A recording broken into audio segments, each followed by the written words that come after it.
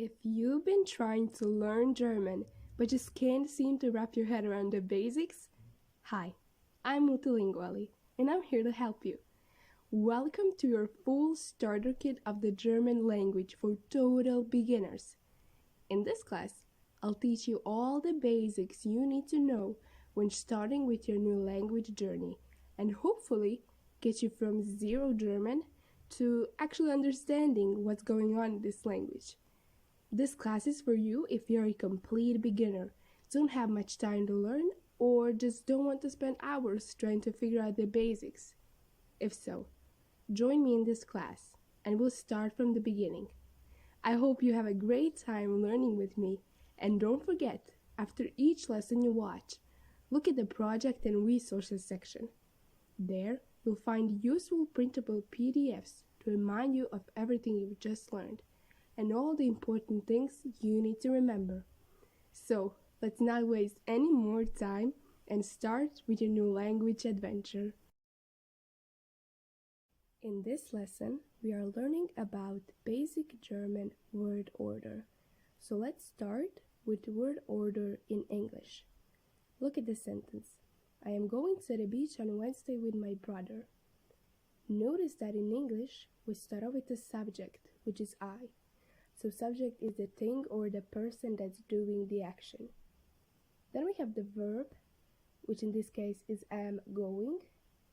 Then we have three additional parts to the sentence, which are the place, in this example to the beach, the time, on Wednesday, and lastly the manner, which is with my brother. So manner is just additional information about the action. Now in English, we can change this up. We can put the time in the beginning of the sentence. So on Wednesday, I'm going to the beach with my brother. Now notice the pattern of word order in English, which is subject, verb, place, time, and manner. It's important to look at this so we can understand what happens in German. Now let's see what happens to an English sentence if we add a second verb. So we are just going to add I want. So I want to go to the beach on Wednesday with my brother. What has changed? We've added the second verb right after the first verb because that's what it belongs in an English sentence. So let's add this to our pattern. Okay, so a verb, then a second verb, place, time, and manner.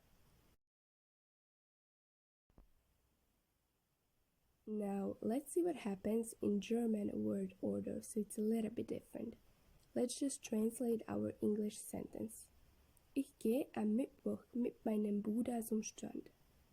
The subject is ich, the verb gehe, the time am Mittwoch mit meinem Bruder is the manner, and lastly the place, which is zum Strand.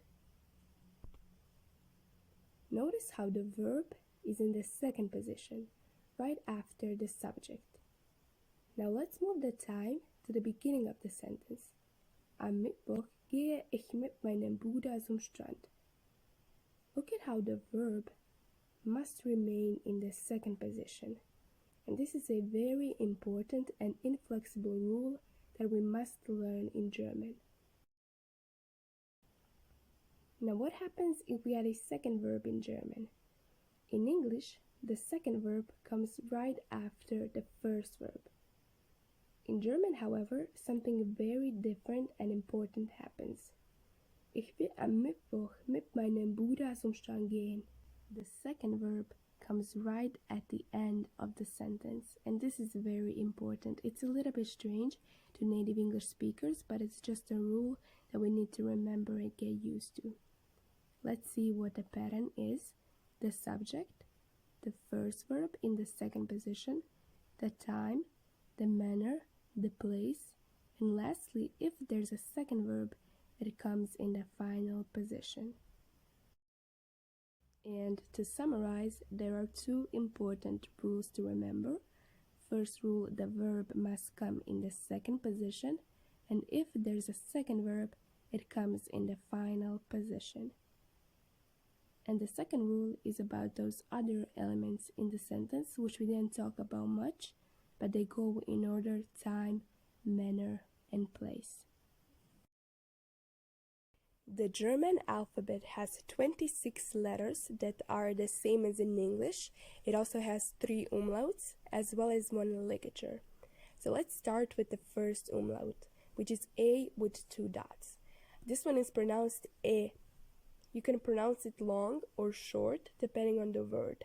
For example, in ähnlich, which means similar, it's pronounced long, but in Apfel, meaning apple, it's pronounced short. Next one is U, offen, which means to open, or das Öl, which means oil. And the last one is Ü, for example, üben, this means to practice, or 5. Another special letter is the acid. This letter only exists in German and it looks similar to the B. The pronunciation is very easy. It's like a normal S. For example, heiß, which means hot. Also Spaß, which means fun. So when do we use it exactly? We usually use it after long vowels, like in Spaß. The A is long. And another example is groß. You don't say groß, you say groß. Here the vowel is long, so it's followed by the acid. We also use it when 2 vowels are together, which is what we had before, heiß. And you probably don't have this letter on your keyboard, but you can keep Alt pressed while you press the code 225 on your numbers block for Microsoft and Alt plus B for Mac. Now, we learn about the regular present tense verb endings in German. We'll learn how to construct the present tense in German as well as how to use it. So first things first, you need to learn how to find the stem or the root of the verb, which comes from the infinitive as well as the regular verb endings. So these are the verb endings. As usual, we are taking our 6 persons and assigning an ending. For ich, we use the ending I. For du, st, for sie, st, wir, in, for ihr, t, and for sie, en. So these are the endings, but how exactly do we find the stem or the root of the verb, which we'll add the endings to? It's very simple, so we just take the infinitive that we find in the dictionary and remove the ending, which is en. And this is our stem. We'll use the verb spielen as our example. Spielen means to play. Remove the ending, and this is our stem, spiel. And to the stem, we add the regular verb endings. So let's do that right now. Ich spiele, du spielst, es spielt, wir spielen, ihr spielt, und sie spielen. And if I wanted to say I play basketball, for example, I'd say ich spiele Basketball. This verb wat demonstrates that German verbs can sometimes vary from the starting pattern. So the stem of this verb is wat, and let's add the endings to this stem. Now notice 2 difficulties. That du warst, it's a little bit hard to pronounce. Also the third person singular and the second person plural, they both have 2 T's at the end. Therefore, in German, an extra vowel E is added between the stem and the ending to make it easier to pronounce. Let's look at some more examples for the present tense. Sie hat einen Bruder, she has a brother. Liebt Äpfel, he loves apples. Wir gehen am Montag zur Schule, we go to school on Monday. In the previous lesson, we learned how to make regular present tense in German, and now we'll learn how to make present negative tense. It's very simple. There are 2 ways of making any sentence negative. First one is by using kein instead of ein with nouns, or by inserting a negative adverb with the verbs. We'll learn how to do that in a moment. First, with nouns, we'll replace ein with kein. For example, ich habe eine Katze. Eine Katze is a noun, so instead of eine, we say keine. So ich habe keine Katze means I don't have a cat. Another example, ich trage einen Hut means I wear a hat. And if I wanted to say I don't wear a hat, we will replace ein Hut with kein Hut. So ich trage kein Hut means I don't wear a hat. Another way of making a sentence negative is by adding a negative adverb after the verb. The most common negative adverbs in German are nicht, which means not, nie, never, and niemals, which also means never. Let's look at some examples. Ich esse Brot. This means I eat bread. You'll use the adverb nie because it means never. So after the verb esse, we'll add nie.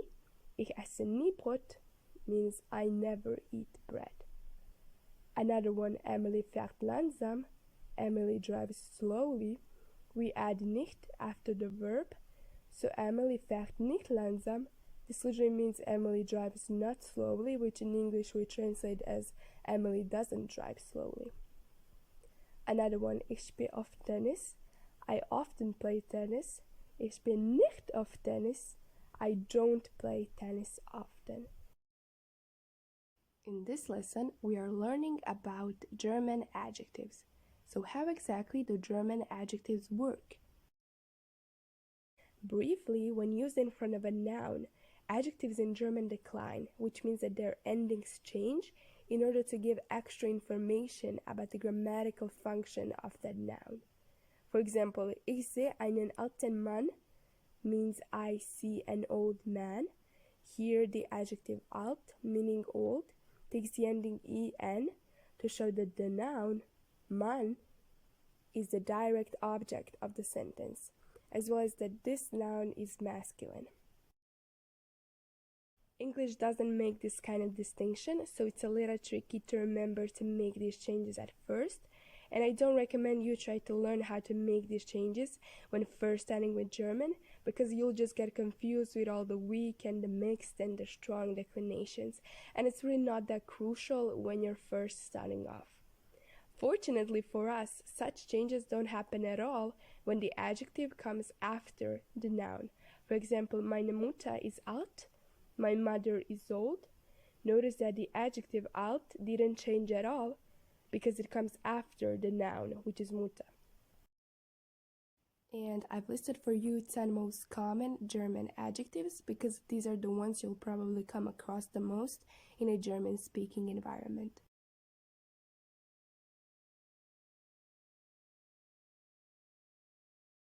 So to ask a question in German, this is very simple. You just swap the verb and the subject. So du isst, you are eating. Swap the verb and the subject, isst du.